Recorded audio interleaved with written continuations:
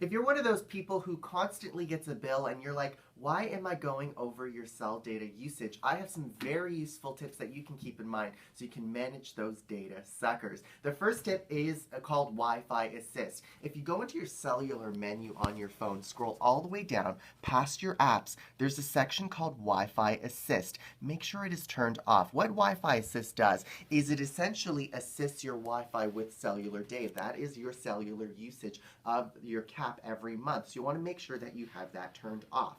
If you're a Google Maps user, that is number two, you can, if you are a traveler or you're trying to find recent places in your area, places of interest like restaurants or gas stations, you can actually hold a certain area. You click the dropped pin and you can download that map offline to your phone so that when you are looking to surf that area, you're not using your data usage. Now, if you're a Snapchat user, this one is very interesting as well. In Snapchat, there is a feature called travel mode. Tap on the ghost, tap on the gear.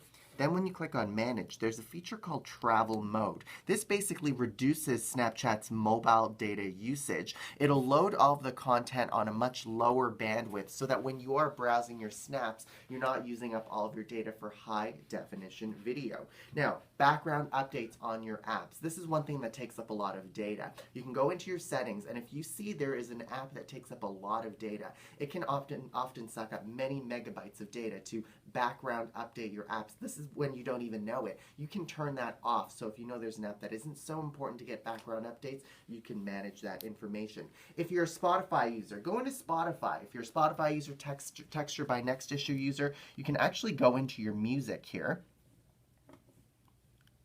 There it is, your library, and you can see it downloads your music offline so that your music is ready to go. So say you're somewhere with no cellular coverage or you're looking to just manage some of your cellular usage, you can do so on your phone. If you're a Facebook user, you can disable autoplay on your videos. Often you scroll through your news feeds and you see videos automatically play. That is data that you probably don't know that you're using. Here in your video and photo setting, there's an autoplay option. You can do it on mobile data and Wi-Fi, or you can select on Wi-Fi connections only. That way, when you are on cellular, it will not autoplay.